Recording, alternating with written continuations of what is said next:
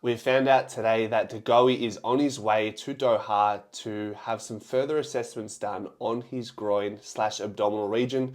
It was first reported by Jake Nile from The Age, and then Cam Mooney spoke with Sam Edmund about this on SEN. Have a listen and we'll go from there. Now, Jordan Goey, I wonder if he's smart, but might be a necessity. This is very smart. Yeah, he's had all sorts of, obviously, groin and abdominal injuries that meant that he was a fated force this year, unfortunately. He carried it right throughout the season, even when he was out there for Collingwood. He and Jared Wade, the high-performance boss at the Pies, according to Jake Nile at The Age, have headed over to Doha. This is the Aspartar clinic over there that all the athletes are going to now, all the international athletes around the world, to prepare his groin and abdominal areas for the 2025 pre-season. Does Collingwood win, or does Collingwood push for a premiership if Jordan Goey isn't fully fit? I don't think they do. So this is a great move. Do whatever you need to do to get Jordan Goey as fit as you can if you're Collingwood. Now, Wade provided a statement to The Age. Jordan, together with the club, made the decision to spend 10 days in his off-season with high-performance professionals in Doha, completing a training program aimed at improving the groin ab issues he experienced during the 2024 season. Jordan's committed to getting his body right, working alongside world-leading professionals to ensure he is best prepared for the upcoming pre-season. He will return to the club when the whole football program returns for pre-season training on November 25. But how much can you take away from just 10 days? Or is it more the techniques and the methods that you bring back? Methods, the programs that you get, and then for the next 12 months. So not so much treatment, it's just... it'll be a bit of treatment. No, it'll definitely be treatment. So they'll go through the body, check everything out. Right, this is what we believe you can do or should do, and then you take that program back with you. But yeah, no, 10 days would be fantastic just to get, obviously, a professional in that area just to completely go over the body and just tell you what you do need to do. Yeah. You were pretty lucky with your body, weren't you? You never had to do... So worst one I had was I did a knee when I was young.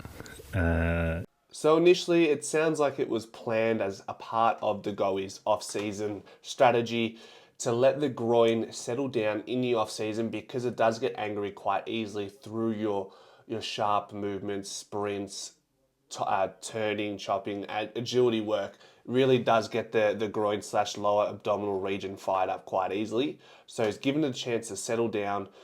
They're going to Doha. They're going to tick all the right boxes, learn some preventative measures, learn the techniques. I imagine, based off what we've just heard from Mooney mentioning the techniques learnt around the way to move mechanically as a footy player, that's something that will be emphasised while he's in Doha.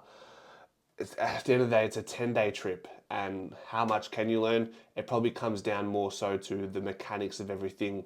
And when you're as explosive as the Goey, it's important to be as efficient as possible while being as explosive as he is. It's one of those things, sometimes you're too explosive for your own good and your body can't keep up with the rigours. He's fast, and he's also an endurance-based player, being an AFL athlete. So something has to give at this point, just like my back, which is why I'm wincing throughout this whole video. So we'll ignore that. But yeah, I mean, it's prevention instead of intervention. He's getting his ducks in a row early before he's required at the club. He's gone down the path of where Josh Gipkus has gone, CJ, Max Rook, if you want to go further back. He's also been to Germany a couple of years ago for his hammy. So it's good to see that there is this level of commitment and desire to get these things right before you go into a massive year. The question begs is,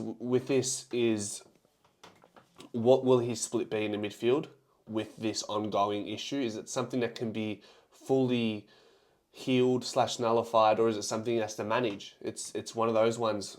Is it something you can fix in the course of 3 to 6 months since the injuries? Because it became chronic, right? He played through it. It probably didn't get better. If anything, it got worse. He had to pull the plug after he did his hammy.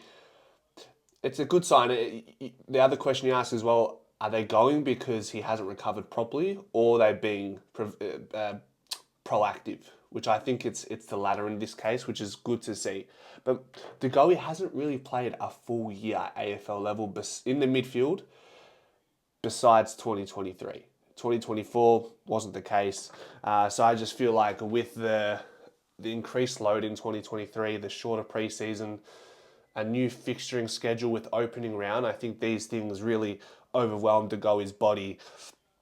And now that we know what the landscape of these fixtures will look like moving forward with opening round, shorter pre-season, along with understanding what De Goey's body is actually capable of, there comes to a point in your career where you're going to go, well, maybe this is De Goey's capacity. Maybe he is a 60-40 midfield forward instead of an 80-20, which is what he was close to in 2023. We can start to look to, not start to look, but we need to really hope that players like Ed Allen, Nick Dacos can continue to carry the boats in the midfield. Ed Allen is someone we want to break out. We want Tom Mitchell to come back. It is hard to see Collingwood winning those grand final moments, those premiership moments without De Goey in the side. He's always been there. You look at what he did in that final moment against Brisbane. You look at his crucial goal against West Coast, or his 3 goals, if you want to call that, in his grand final. He's a final series player. So we've got to do whatever is possible, whatever it takes to get De Goey to the finish line. That is the final series, and work around everything else. If it's game management, load management, position management, let it be. And I think it's a really good start with De Goey going to Doha, figuring out, learning anything that's untapped, and take that into this preseason. Be smart. We know what we're dealing with now.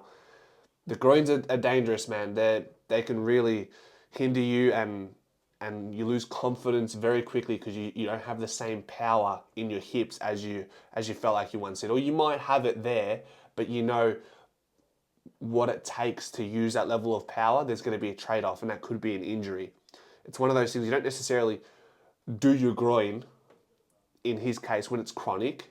It's something to do with the tendons. Usually it's something you feel the next day. It gets weaker and weaker. Then the day after that, it actually starts to hurt. So it's a tricky one to work with, tendinopathy. It's what it sounds like it is. It's not an acute, I've just torn my groin off the bone, like we saw with his hammy. He didn't tear it off the bone, but his hammy was an acute moment. You go, okay, cool. He did his hammy then and there. With the groin, it seemed like an overload over time. So let's see where it goes, and hopefully De Goey can get this right and be a part of a premiership push in 2025. Go Pies.